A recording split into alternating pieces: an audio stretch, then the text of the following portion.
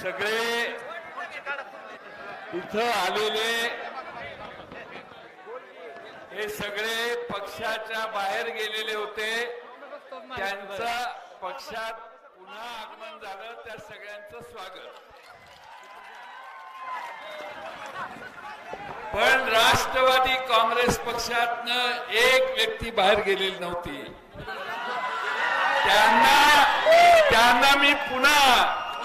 त्यांना मी पुन्हा ते पक्षातच होते, कधी त्यांनी पक्ष सोडला नाही. त्यांना सगळ्यांच्या वतीनं मी राष्ट्रवादीचा गमछा परत घालतो.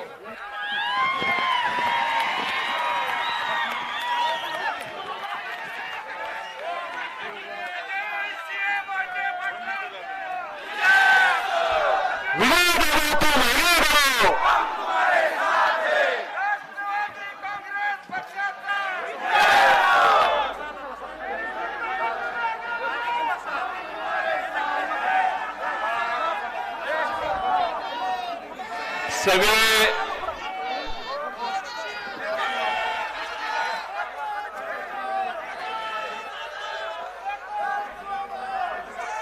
आपल्या सर्वांचे लाडके नेते, आदरणीय नेते, ज्यांनी आपल्या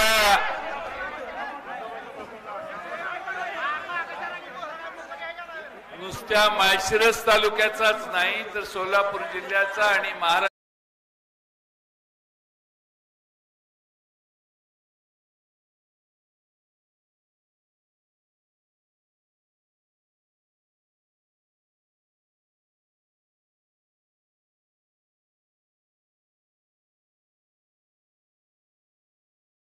प्रश्नांच्यात लक्ष घालून महाराष्ट्राचा विकास केला.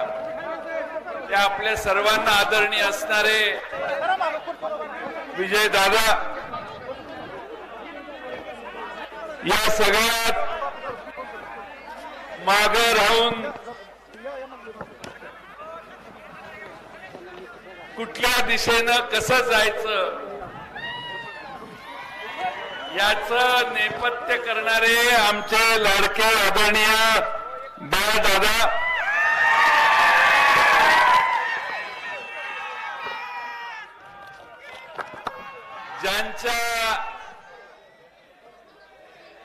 ज्यांच्या पुढाकारानं आजची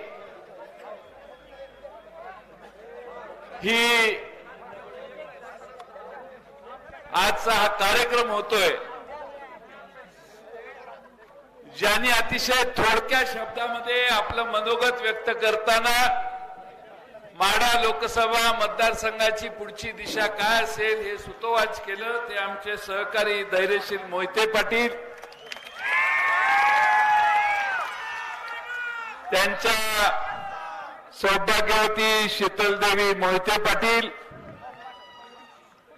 आपले माजी आमदार नारायणआबा पाटील, महाराष्ट्र प्रदेश युवक राष्ट्रवादी काँग्रेस शरद पवार पक्ष या पक्षाचे युवक अध्यक्ष मेहबूब शेख, आमचे या जिल्ह्यातील दुसरे महत्वाचे नेते ज्यांनी पडत्या काळात पवार साहेबांना साथ देण्यासाठी कधीही माघार न घेता सर्व संकटांना सामना देऊन ज्यांनी पवार साहेबांना साथ दिली ते आमचे तरुण युवा नेते अभिजित पाटील, बाबूराव गायकवाड सांगोलेचे, या जिल्ह्याचे निरीक्षक शेखर माने, रवी पाटील, वसंतराव चव्हाण, संजय कोकाटे, कविताताई मेहता, आमच्या महिलांच्या विभागीय प्रमुख, महाराष्ट्राच्या व्यापार सेलचे आमच्या पक्षाचे अध्यक्ष नागेश फाटे, संकल्प दास, राजाभाऊ निकम, शिवाजी कांबळे, सर्वच इथं उपस्थित असणारे या आजच्या पक्ष प्रवेशाची वाट पाहण्यासाठी 3:30-4 वाजल्यापासून इथं बसलेले आपण सर्व बंधू आणि भगिनींनो, राष्ट्रवादी काँग्रेस पक्षामध्ये, शरदचंद्र पवार पक्षामध्ये तुम्हा सर्वांचं स्वागत पक्षाचा अध्यक्ष या नात्यानं करताना मला पहिल्यांदा मनापासून आनंद होतो.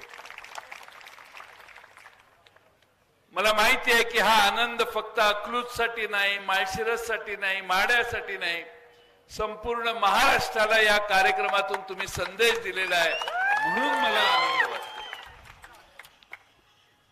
सगळ्या महाराष्ट्राला भविष्यातली दिशा काय असली पाहिजे, स्वाभिमानानं जगणाऱ्या महाराष्ट्रातल्या नागरिकांना भविष्यातली दिशा काय असणार आहे हे सांगणारा हा आजचा कार्यक्रम आहे. हा महत्वाचा क्षण राष्ट्रवादी काँग्रेस शरदचंद्र पवार पक्षासाठी सगळ्यात महत्वाचा आहे. आपल्या सर्वांचा नेता म्हणून आपण आज पवार साहेबांच्या मागे अनेक वर्ष काम करत होतो. पवार साहेबांनी आपण सर्वांना स्वाभिमान शिकवला, विकासाची दिशा कशी घ्यायची हे शिकवलं, सर्व जाती धर्मांना बरोबर घेण्याची कला जी आहे ती पवार साहेबांनी आपण सगळ्यांना आत्मसात त्यांच्याकडून केली.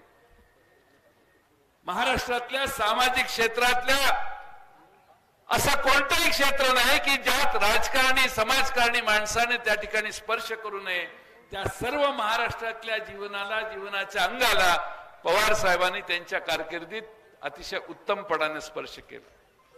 आणि म्हणून कितीही वादळ आली, कितीही संकट आली तरी शरद पवार साहेबांचं जहाज हे कधीही बुडलं नाही. शरद पवार साहेबांचं जहाज महाराष्ट्रानं नेहमी तारलं. जेव्हा जेव्हा संकट आलं तेव्हा तेव्हा महाराष्ट्रातला युवक पवार साहेबांच्या मागे उभा राहिला. जेव्हा जेव्हा संकट आलं तेव्हा महाराष्ट्रातल्या आमच्या आया बहिणी पवार साहेबांच्या मागे आपला नेता आहे, महाराष्ट्राचा नेता आहे या जाणीवेने त्यांच्या मागे उभा राहण्याचं काम गेले अनेक वर्ष करत आले. विजय दादा आणि पवार साहेब वेगळे होणं कधी शक्यच नव्हतं.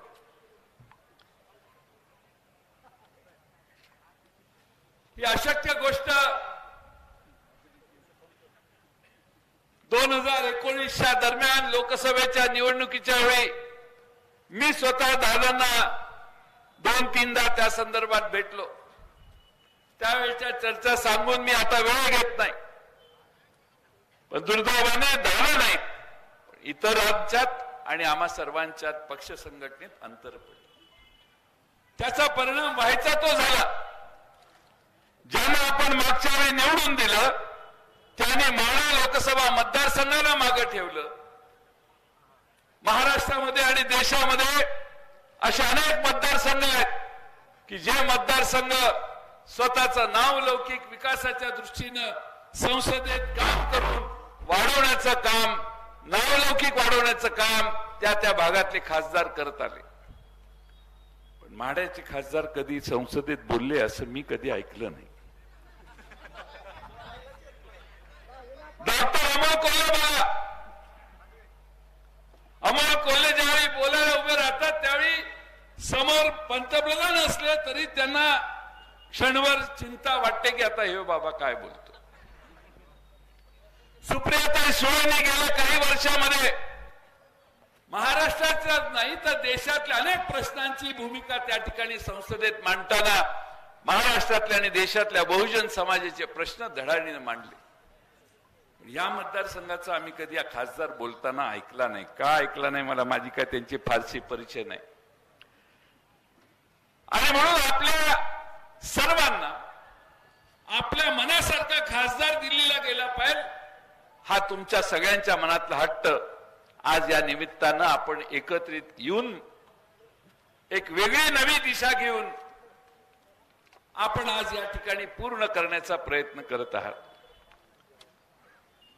राष्ट्रवादी काँग्रेस पक्ष शरदचंद्र पवार या पक्षात 9 खासदारांचे उमेदवार मी जाहीर केलेले. आज तुमच्या सर्वांच्या साक्षीनं 10वं नाव जाहीर करतो.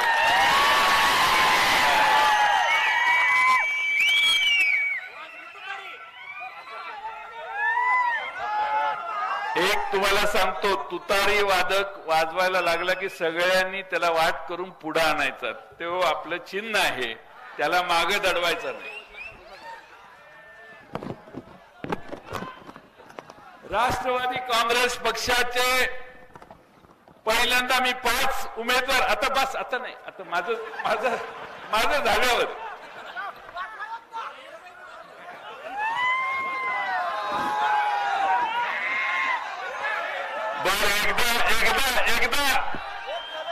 एकदा होऊन जाऊ दे, कुणाचा किती दमा कळेल सगळं.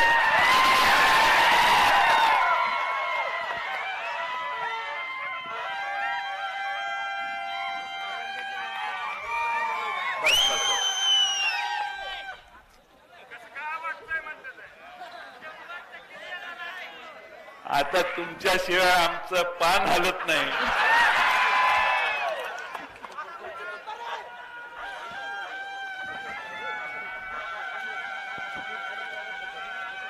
आमचं घड्याळ चोरीला गेलं म्हणून ह्यांना आम्ही खांद्यावर घेतलं.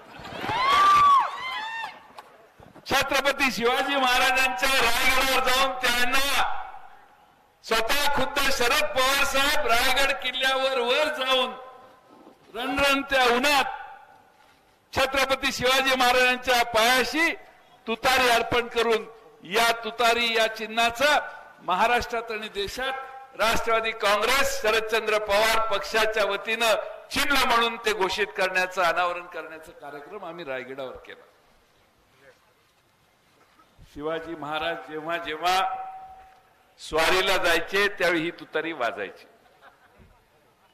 ही विजयाची धैर्यशील मोहिते पाटील विजयाची तुतारी आहे. युद्धावरून छत्रपती शिवाजी महाराज परत रायगडावर यायचे त्यावेळी तुतारी वाजवून त्यांचं स्वागत व्हायचं.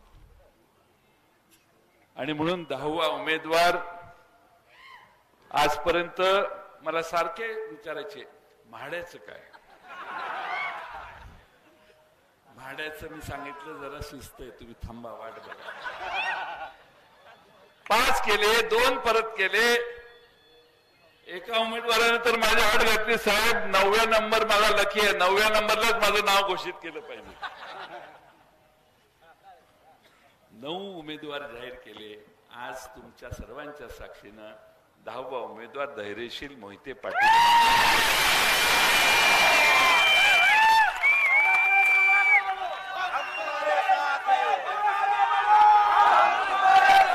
आता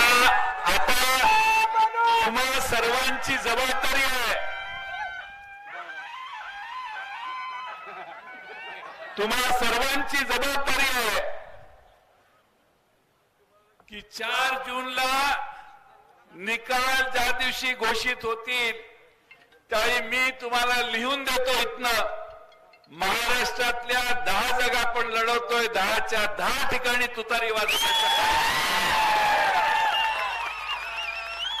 महाराष्ट्रात मी अनेक ठिकाणी गेलो, उत्स्फूर्तपणाने जनतेनं जसं आज आपण प्रतिसाद देत आहे तसा उत्स्फूर्तपणानं सगळीकडे प्रतिसाद लोक देत आहेत. परवा मी महाराष्ट्रातल्या 10 जागा आपण लढवतोय, 10च्या 10 ठिकाणी तुतारी वाजवण्याचं. महाराष्ट्रात मी अनेक ठिकाणी गेलो, उत्स्फूर्तपणाने जनतेनं जसं आज आपण प्रतिसाद देत आहे तसा उत्स्फूर्तपणानं सगळीकडे प्रतिसाद लोक देत आहेत. परवा मी वर्ध्याला होतो. काल आम्ही लढवत असणारे भंडारा गोंदियामध्ये काँग्रेस लढते, पण तिथले विधानसभेचे क्षेत्र जिथं आम्ही लढतो तिथं गेलो. सर्व ठिकाणी या केंद्र सरकारच्या बद्दल प्रचंड रोष निर्माण झालेला आहे.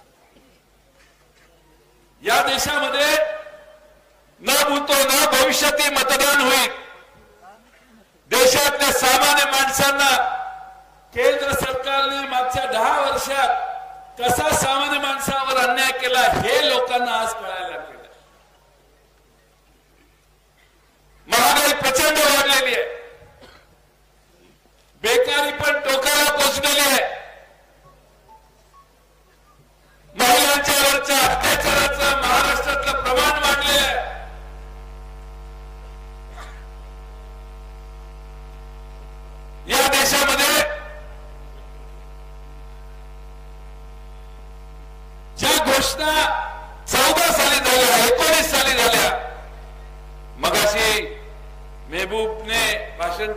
तुम्ही कोणत्या कोणत्या घोषणांचे नाव घेतली, त्या सगळ्या घोषणा या महाराष्ट्रात आणि देशात कुणालाही दिसल्या नाही. आणि म्हणून आपल्या देशातली जनता आज जागृत झालेली आहे. काल इंडिया आघाडीचा काँग्रेस हा घटक पक्ष, त्यांचे नेते राहुल गांधी यांची साकोलीला सभा झाली. भंडारा गोंदिया लोकसभा मतदारसंघात प्रचंड जनसमुदाय दुपारच्या रणरणत्या उन्हात हजर होता. या देशामध्ये आम्ही सत्तेत आल्यावर काय करू हे इंडिया आघाडीच्या वतीनं सांगायला लागलंय, सांगितलं जातंय. आता जाहीरनामा बघा. डिग्री झालेला, डिप्लोमा झालेला मुलगा असेल तर त्याला स्टायपेंड म्हणून 1 लाख रुपये पहिल्या वर्षी देण्याची व्यवस्था नव्या सरकारमध्ये आम्ही करू. हे विश्वास महाराष्ट्रातल्या नाही, सगळ्या देशातल्या जनतेला आपण देतो. आधारभूत किमती या देशात ज्या आहेत त्या ठामपणानं देण्यासाठी एक वेगळी व्यवस्था आम्ही तयार करू, असं शेतकऱ्याला भारतातले आश्वासन दिलं जाते. तुम्ही अभ्यास करा, मी आज तुमचा वेळ घेत नाही. प्रचाराच्या दरम्यान आपल्याला सगळ्यांना या गोष्टी करतील. पण जे 10 वर्षामध्ये लोक वंचित ज्या प्रश्नांपासून राहिली, त्या सगळ्या प्रश्नांना दिलासा देण्याचं काम आज देशात इंडिया आघाडीच्या वतीनं होत आहे. आणि म्हणून महागाईचा प्रश्न सोडवण्यासाठी त्यात विचार आहे. या देशात केंद्र सरकारच्या 30 लाख जागा भरलेल्या नाहीत. सत्तेवर आल्या त्या 30 लाख जागा भरू आणि त्यातल्या 50% जागा महिलांच्या माध्यमातून भरू, हे देखील आश्वासन आहे. अशी अनेक आश्वासनं आहेत की जी पूर्ण करण्यासाठी बराच विचार करून त्या आश्वासनाची व्यवस्था निर्माण केलेली आहे. काही दिवसामध्ये राष्ट्रवादी काँग्रेस त्याच लाईनवर आमचा जाहीरनामा प्रकाशित करणार आहे. मित्रांनो, मी आपल्या सर्वांना हेच सांगेन की महाराष्ट्रामध्ये 2 मराठी माणसांचे पक्ष फोडण्यात आले. 2019 मध्ये असेच आमच्या पक्षातनं लोक जात होती. त्यावेळी पवार साहेबांना मी सांगितलं की साहेब, ज्या अर्थी माणसं फोडण्याचं काम चाललंय त्याचा अर्थ त्यांची बेरीज होत नाही, बेरीज जुळत नाही. आणि निवडणुकीनंतर भारतीय जनता पक्ष फक्त 105 आमदारांच्यावर थांबला. आजही देशामध्ये घोषणा 400च्या पार. तुमच्या मागच्या वेळी 337 जागा होत्या, आता तुम्हाला 400 पार जायचंय का? या देशाचं संविधान आज डॉक्टर बाबासाहेब आंबेडकर महामानव यांचा जयंतीचा दिवस आहे. त्यांना आपण वंदन करतोच करतो. पण त्यांनी या देशाला जी घटना दिली आहे ना, त्यामुळे तुम्ही आम्ही या देशात पंतप्रधान कोण होऊ शकतो, कोण आमदार होऊ शकतो, खासदार होऊ शकतो, हे निर्णय घेऊ शकतो. पण ती घटना बदलण्याचा डाव काही लोकांनी मनात ठेवून काम करायला सुरुवात केली. आणि म्हणून एक कर्नाटकातले खासदार आहेत, त्यांनी जाहीरपणाने सांगितलं 400च्या पार करू म्हणजे घटना बदलू. या देशामध्ये डॉक्टर बाबासाहेब आंबेडकरांनी बहुजन समाजाला जी ताकद दिली, ती ताकद आपल्याला गमवून द्यायची नाही. या देशामध्ये जाती जातीमध्ये आज आरक्षणाचे प्रश्न निर्माण झाले. त्या जाहीरनाम्यामध्ये ही भूमिका व्यक्त केलेली आहे की 50%च्या वर आरक्षण जाताना कायदा आड येतो, त्यामुळे तो कायदा बदलून शिथिल करून देण्याची कमिटमेंट देखील त्या जाहीरनाम्यात आहे. त्यामुळे कुठल्याही समाजाच्या आरक्षणाला अडचण येणार नाही. तिसरा महत्वाची कमिटमेंट आहे ती म्हणजे जात न्याय जनगणना करण्याची. धनगर समाजाची लोकसंख्या किती आहे? 12 बलुतेदारांपैकी लहान लहान जातींची लोकसंख्या किती आहे आणि त्यांना आरक्षण किती आहे? त्याच्यात जर अंतर असेल, फरक असेल तर तो फरक दूर करण्याची व्यवस्था भविष्यात आपण करू शकतो. आणि म्हणून जातीवादी पक्षाने या देशामध्ये जात न्याय जनगणना करायला नकार दिला. आज आपण आपलं सरकार ज्यावेळी येईल त्यावेळी जात निहाय जनगणना करण्याचं वचन या महाराष्ट्रातल्या आणि देशातल्या जनतेला देतो. मी आपल्याला यासाठी सांगतोय की नुसतं युद्ध जिंकायचं नाहीये, आपल्याला पुन्हा एकदा शाहू फुले आंबेडकरांच्या विचाराचा महाराष्ट्र उभा करायचा आहे. फंद फितुरी झाली, आपल्याला सोडून काय गेली, पण मला महाराष्ट्रातल्या जनतेचा अभिमान वाटतो की नेते गेले, पुढारी गेले, तरी महाराष्ट्रातली जनता शरद पवार साहेबांच्या मागे आज ठामपणाने उभी आहे. हे महाराष्ट्रातल्या तरुणांना, महाराष्ट्रातल्या आमच्या आया बहिणींना किती त्यांचं कौतुक करावं तेवढं थोडं आहे. एवढ्या ठामपणाने त्यांना आज आशीर्वाद दिला जातो. आज विजय दादा पुन्हा एकदा पवार साहेबांच्या बरोबर दिसले. सांगोल्याला एक कार्यक्रम झाला आणि पवार साहेबांनी ठरवलं दादांची प्रकृती पाहायला अकलूजला यायचं. बाकी काही केलं नाही, फक्त पवार साहेब आले आणि दादांच्या प्रकृतीची चौकशी करून गेले, कारण जुना जिव्हाळा होता.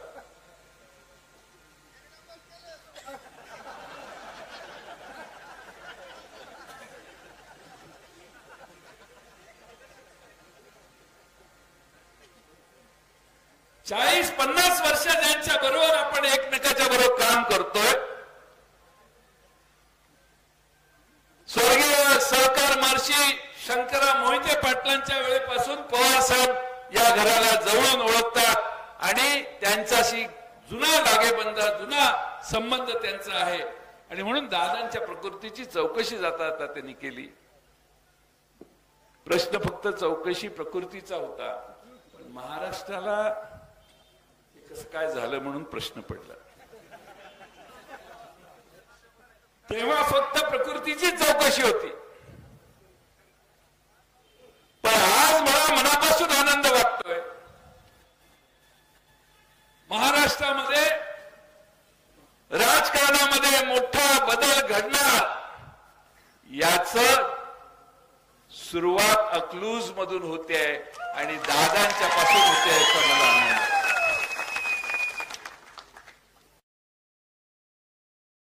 का जावं लागलं किंवा दादांच्या समर्थकांना बाजूला का व्हावं लागलं, कधीतरी मी येऊन सांगेन तुम्हाला.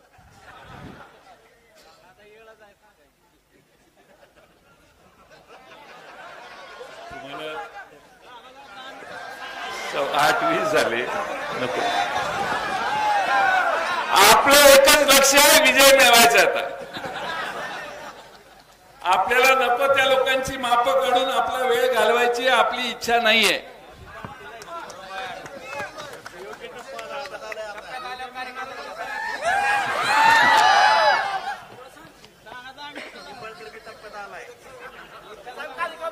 आपल्याला या माढा लोकसभा मतदारसंघात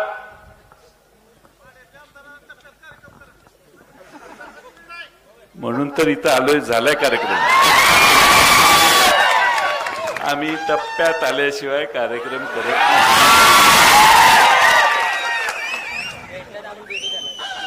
विजय दादा म्हणजे जुनं सोनं आहे. या सोन्याची किंमत त्यांना कळली नाही, त्यांना ओळखता आली नाही. त्याला जातीवंत सोनार लागतो. तुम्हा सर्वांच्या ताकदीचं महत्व काय आहे, विजय दादा आणि तुम्ही सगळे भावन कशी, सोनं कसे आहात हे ओळखणारा एकच माणूस देशात आहे, ते म्हणजे शरद पवार साहेब.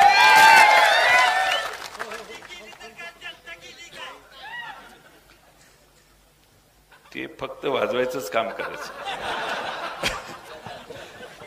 प्रचारक पण आहेत आपले.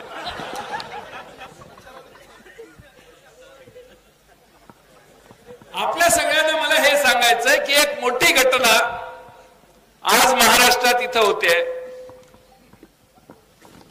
दादांच्या हाताखाली, दादांच्या बाजूला बसून मंत्रिमंडळात अनेक वर्ष मला काम करता आलं. कृष्णा भीमा स्थिरीकरणाचा पुढाकार दादांचाच होता. मी त्या खात्याचा मंत्री झाल्यावर दादांनी येऊन स्वतः मला पत्र दिलेलं. रणजित दादा आणि साहेब दादा आपले मला भेटायला आले. कृष्णा भीमा स्थिरीकरणाच्या विषयी सविस्तर 3 पानाचं मला वाटतं पत्र होतं दादांनी दिलेलं. या भागातल्या लहान मोठ्या सगळ्या प्रश्नात दादा कायमचे राहिलेले. आज दादांनी जी पताका हातात घेतली, किंबहुना सहकार मार्शीने हातात घेतली, ती पताका पुढे जाण्यासाठी रणजित मोहिते पाटील काम करतायतच, पण आज त्यांच्याबरोबर धैर्यशील मोहिते पाटलांनी देखील ही पताका हातात घेतलेली आहे. आणि मला खात्री आहे या परिसराचं सोनं केल्याशिवाय हे दोघं राहणार नाही. रणजित दादा आज आमच्या पक्षात नाही आहेत, येत नाही आहेत, ते वेगळ्या पक्षात आहेत, ठीक आहे.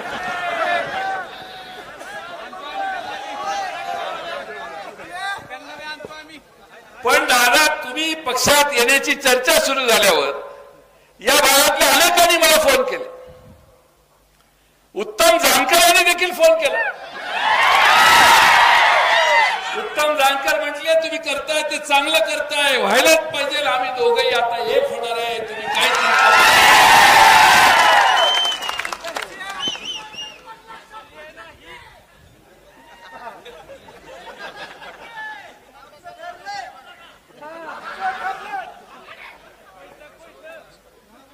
उत्तम जानकरांचं माझं पण ठरलेलं आहे.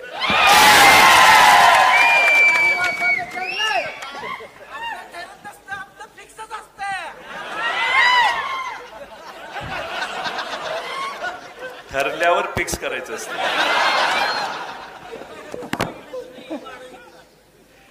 आणि त्यामुळं आमच्या मागच्या वेळी उत्तम जानकर माझे उमेदवार होते. इथं प्रचंड प्रयत्न केले पण काही जमलं नाही मागच्या वेळेला.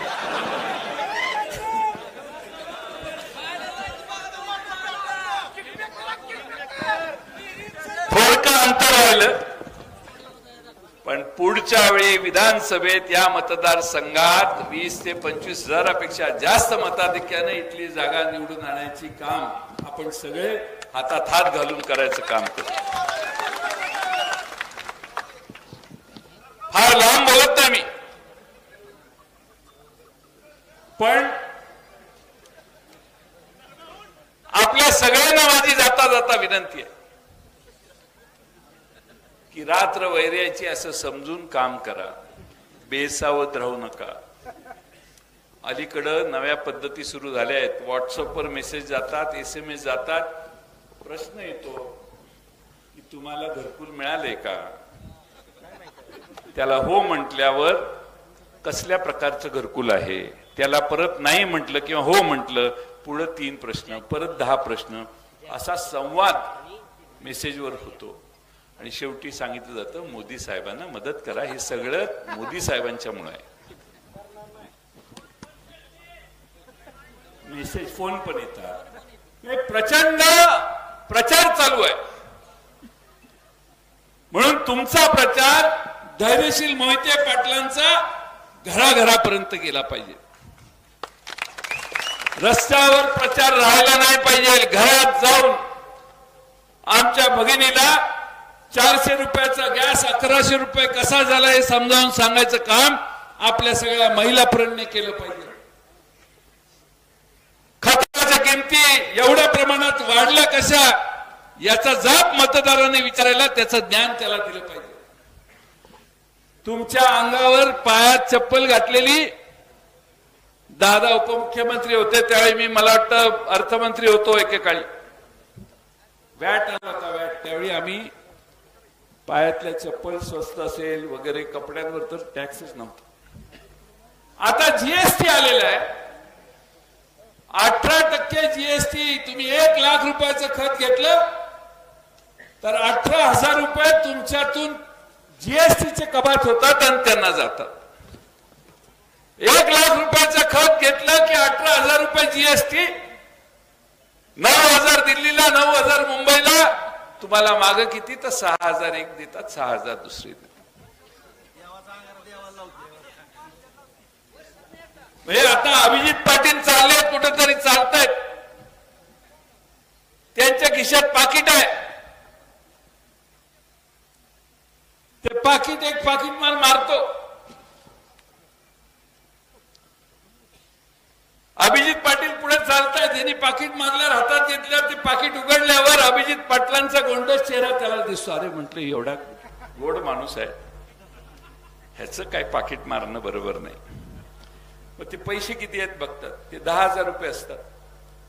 तो म्हणतात ते पाकिट तर त्याला दिलं पाहिजे.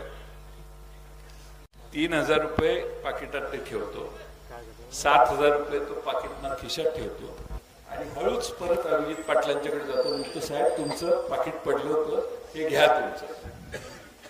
अभिजित पाटलांना वाटतं अरे पडलेलं पाकिट आणून देणारा हा पृथ्वीवरचा सगळ्यात प्रामाणिक निष्ठावंत माणूस आहे, दुसरा कोण याच्यासारखा नाहीच. तो निघून जातो. अभिजित पाटील थोडे 4 पावलं परत पुढे जातात आणि पाकिट उघडून बघतात. यावेळी त्यांच्या लक्षात येतं 7,000 रुपये त्याने मारले आणि 3,000 रुपये आपले होते. अशी पाकिट मार या देशातल्या सगळ्या सामान्य जनतेची पाकिटं मारण्याचा उद्योग या देशात वेगवेगळे टॅक्स बसवून तुमच्यावर केलेला आहे. तुम्ही बँका मध्ये जाता, 25 लाख कोटी रुपयाचं कर्ज मागच्या काही वर्षात माफ झालेलं आहे धनी करताना. शेवटचे 2 मुद्दे सांगतो मी माझं भाषण. 25 लाख कोटी पर्यंत या देशात कर्ज माफी शेतकऱ्यांना नाही, श्रीमंतांना दिली, मुठभर लोकांना दिली. बँकांना खड्डा पडला. बँकांचा भरून देण्यासाठी काय, तर बँकांना सर्व्हिस चार्ज देण्यासाठी परवानगी दिली. तुम्हाला बँकेतनं पैसे काढले की SMS येतो. कुणी पैसे काढले, कुणी भरले, लगेच तुम्हाला SMS येतो. तुमच्या खात्यात 2,000 आले, 3,000 गेले. त्यासाठी महिन्याला 18 रुपये तुमच्या खात्यातून कपात होतात. 12 महिने गुणिले 18 एवढे पैसे तुमच्या खात्यातून जातात. एकट्या बँक ऑफ इंडिया मध्ये 50 कोटी खाती आहेत. 50 कोटी 50 कोटी खाती गुणिले 18 रुपये गुणिले 12 महिने करा. एवढे पैसे देशातल्या स्टेट बँक ऑफ इंडियाला गोळा होतात दरवर्षी.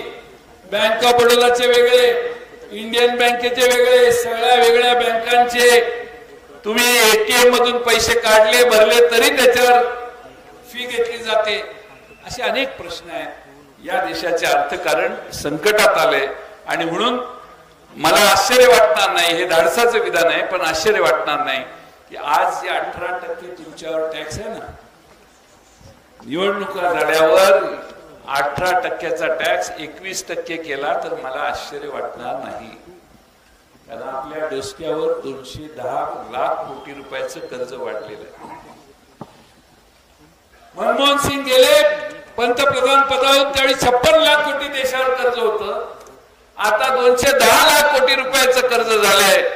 आणि म्हणून कर्जात संकटात तुमचा देश आहे असं IMF ने देखील देशाला कळवलेलं आहे. आणि म्हणून मी तुम्हाला मतदारांपर्यंत जाऊन मागताना एवढंच विनंती मतदाराला करा की ही आपल्याला दुरुस्त करण्याची शेवटची संधी आहे. म्हणून धैर्यशील मोहिते पाटील बाहेर पडलेले आहेत. बाळ दादांना या देशात आणि राज्यामध्ये आणि या भागामध्ये कशी बहुजन समाजाची पिछेहाट होते ते त्यांना कळायला लागलेलं आहे. आणि म्हणून आज आपण सगळ्यांनी मतदाराच्या घरात जाऊन त्यांना आपल्या तुतारीला मतदान करण्याचं आवाहन करायचं. मी आपल्या सगळ्यांना विनंती करेन की निवडणूक फार कमी दिवसात होणार. पहिल्यांदा 2-3 दिवसात काम करा. तुम्ही ज्या तालुक्यात ज्या गावात आहात त्या तालुक्यातल्या सगळ्या बूथ कमिट्या झाल्यात किंवा नाही. त्या बूथ कमिट्या झाल्या असतील तर उमेदवार म्हणून धैर्यशील मोहिते मोहिते पाटलांना बोलवा आणि त्या बूथ कमिटीच्या सगळ्या सदस्यांचा एक मेळावा पहिल्यांदा अरेंज करा. काम कसं करायचं हे सांगण्यासाठी, प्रचार कसा करायचा हे सुचवण्यासाठी. आपल्या सगळ्या 6च्या 6 विधानसभेत सांगोल्याची काळजी करू नका, पण जिथं बूथ कमिटी आहे का नाही बघा. टेकन फॉर ग्रांटेड कधीही निवडणूक करायची नसते. आपला उमेदवार 200% पुढे आहे याची मला खात्री आहे, म्हणून मी इथं तिकीट द्यायला आलो.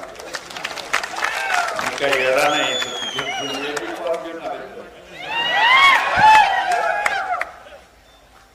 पण बेसावध राहू नका. आता एक बातमी आली, कुणाला तरी आमच्या एका मित्राला विमानानं तिकडे बोलवलं, तिकडनं विमानानं दिल्लीला नेलंय. पण त्यांच्या सत्सद विवेक बुद्धीला आणि मागच्या 10 दिवस ते माझ्याशी बोललेले त्या सगळ्यांवर माझा पूर्ण विश्वास आहे.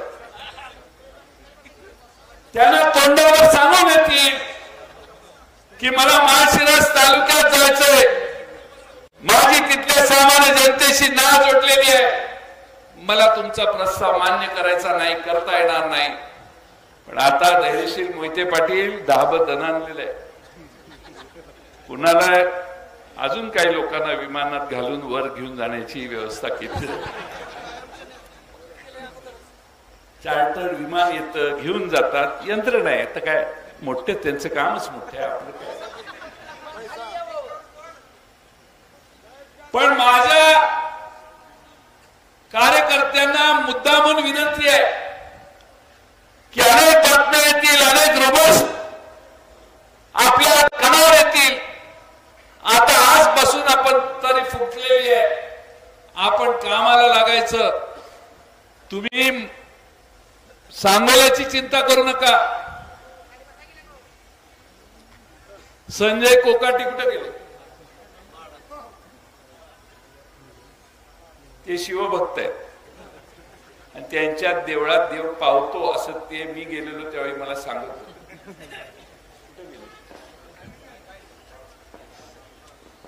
माड्याची चिंता करू नका, कारण आपण सगळे माड्याला निश्चितपणाने चांगलं काम करू. करमाळ्याला नारायणाबा आताच मगाशी एका कार्यक्रमासाठी म्हणून सांगून गेले. मान खटावची चिंता करू नका, फलटणकरांचा आशीर्वाद तर आपल्याला आहेच. चिंता करने का नहीं, लेकिन काम करने का.